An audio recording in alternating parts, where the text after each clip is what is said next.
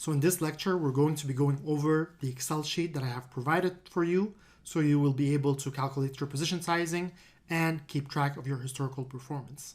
So if you look under this lecture in the resources section, you should be able to download this Excel file. Okay. Once you download it and open it, this is how you can use it. There's two sections. One is for position sizing, which is here. In this section, all you have to do is just put the quantity of money in your balance. So let's say if you have an account that has $5,000, you can just put 5,000 here. And here you put your max loss that you're willing to take. So if you want to take 3% max loss, you put it here. If you're taking 1%, you put it. If you're taking 2%, you put it. Everything in blue is the things that you can change. So here are things you can change. Here are things you can change. All the rest here, the Excel sheet will automatically calculate. So you don't need to touch it. Okay. So don't touch anything that's here because there's going to be formulas in here that you don't want to play around with, right? There's going to be formulas everywhere that are doing a lot of computations. So just touch the things in blue. Okay, so let's say you have an account, there's $5,000 in it, you want a 2% max loss. Let's say you're going long a position, you can either select short or long. And then you put your entry price. So let's say your entry price is, I don't know, $6.21, and your stop loss is $5.99. You put it here. It will tell you, here you have the max dollar amount that you're willing to lose. In this case, it's $100 because you have 2% of 5,000, which is $100. And here it will tell you the quantity of coins to purchase. And in this case, it would be 454 coins. You can just remove some of the fractions here. So you can buy this amount of coins, okay? That's the first part of the Excel sheet. Pretty easy. You can actually do this calculation by yourself with a calculator, but it's there if you want to have it in an easier way. Now, the most important part is keeping track of your historical performance. Every time you're going to finish a trade, you have to input it here. So example, if you do a trade, let's say November 20th or November, let's say 5th, 2019, and your account size is, I don't know, let's say 10,000, just to keep it simple, right? Let's say you had 10,000 instead. And then you went long, you got to put long. Then you got to put how much money you made, so or lost. So example, if you made $150, you put 150. And what you'll see is a lot of things are going to update. Here, your return is going to be 1.5%. Here, in total trades, you're going to have one total trade. You made 1.5%. Your batting average is 100% because there's just one trade. Total return, all of these things are going to update. If you go to the sides, you're going to see that the first day of trading, November 5th, 2019, was populated automatically here. And all the next trading days are populated automatically. And you have your longs, in this case you had 1.5%. So if the next day you have another trade, let's say 06, 2019, let's say the next day you kept all your money in your account. So you have $10,150. You didn't withdraw any, you kept them, and you went into another long position. But this time, let's say you lost $50. Well, you see here that it will update the percentage here. You will have updates here. Now you have two trades. You have a batting average of 50-50. You have your win-loss ratio. Everything updates automatically.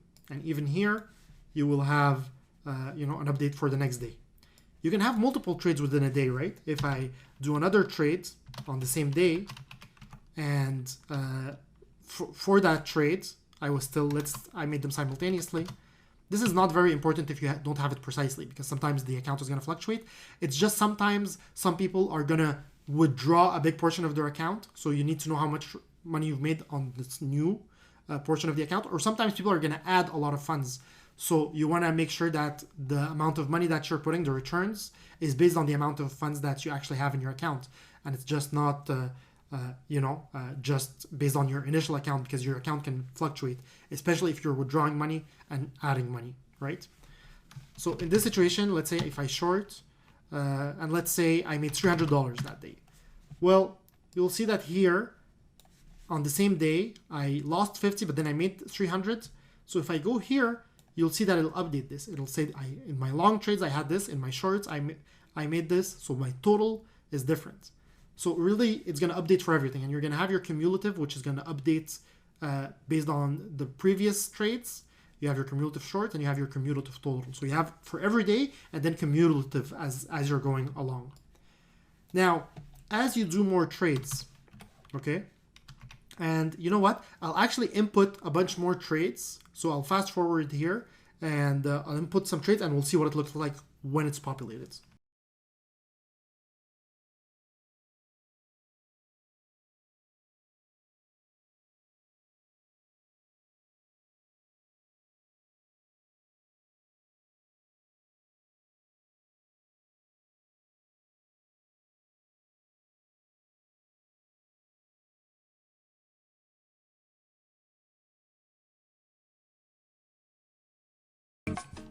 Okay, so I just added some dummy data. I put random data here, okay? So it doesn't matter, I just put some random stuff to see what it would look like. In this situation, I've had a bunch of trades.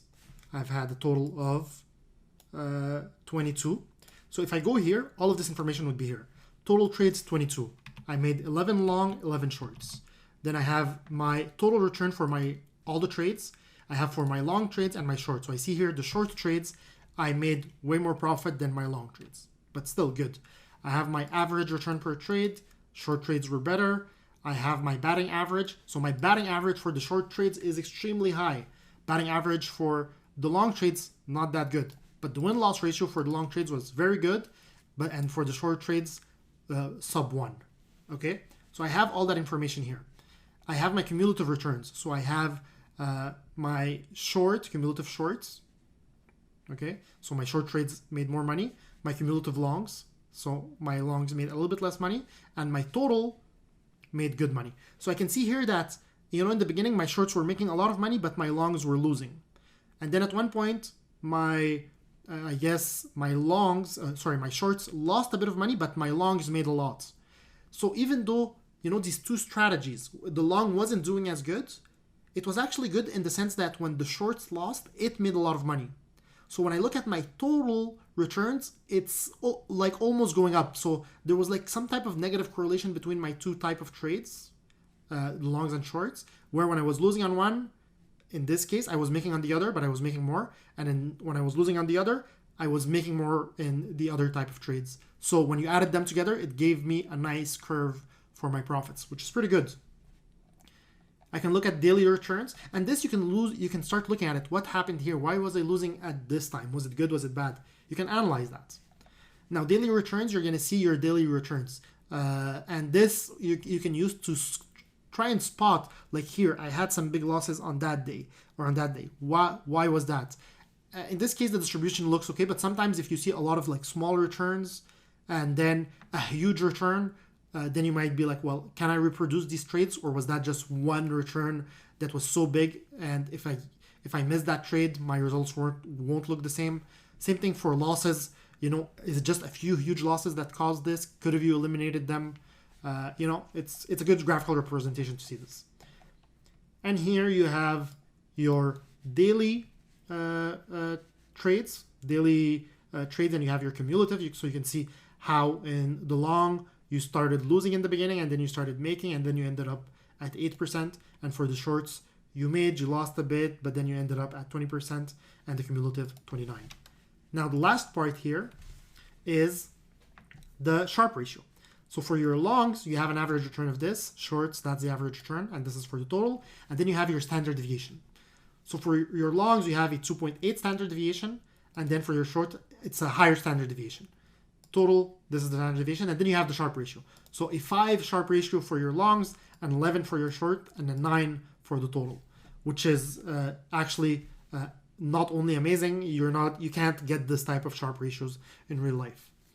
So this sheet will help you. You have to use it. You can use a different sheet for each strategy that you're running, because you can compare strategies and see which ones are better than the others. And you can play around with it. You can change it. You can look at the functions, look at the calculations, make it your own. This is a starting place for you. It's, when I started analyzing my trades, I didn't have all of this. I would just put them, I would add them together. And then as time went by, I really perfected my thing. Some companies will have their own internal softwares that do the analysis, but as you're trading in a retail way, this is going to be a very helpful tool. Now for Sharpe ratios, when you're trading stocks, anything, the way they see it is something over 2 is good. That's how they see it. They see that if it's under 1.5, you don't want to trade it. If it's above 1.5, it's good. Above 0.2 is great, and above 2.5 is excellent. Now, in prop shops or in in really good trading firms, usually they're going to require over 2 Sharpe ratio. So if somebody's trying to get a job at a prop shop, they're going to require over 2 Sharpe ratio, and then they think that they'll be able to help you with their tools and all of that to get it above 2.5 or 3. So when you're doing your trading, and if you're testing strategies, if you're simulating, you have to make sure that you're having a Sharpe ratio above, anything above 2 is good, but above 2.5 or 3, this is amazing. And this is what you're going to want to have. And then you can run a strategy if it has that. Now that's for stocks. For cryptocurrencies, there is more risk, but there's not enough data, and we haven't had cryptocurrency trading for enough time to say, well, for cryptocurrencies, a good Sharpe ratio is above this amount. But I compare it to stocks. In stocks, we need above 2.53 to have an excellent strategy that we run. So I see it the same way. For cryptocurrencies, if you have anything above 2.5 or 3, it's good. You can trade it. It's a very good strategy. Even lower than that a bit, but I suggest looking at above 2.5 Sharpe ratios. Now, another thing, you don't want to have something where you have 10 trades and with a good Sharpe ratio, and then you're like, good, I'm going to start trading this live. You need to do a lot of trades. What I suggest is minimum over 30 trades. But if you can get way more than that, 100 trades, then that's going to give you a more realistic approximation of what you're going to get in the future. Now, obviously, historical performance is not going to reflect future performance. But, when we're looking at a strategy, if you have 10 trades, then you might have had 10 really good trades, 10 really bad trades. You want to make sure that your sample size is big enough to have to be able to use numbers like this and try and predict if you're going to have similar returns or not. You need to have a big enough sample size. So this is the Excel sheet. I hope you like it. Start using it. And I'll see you guys in the next lecture.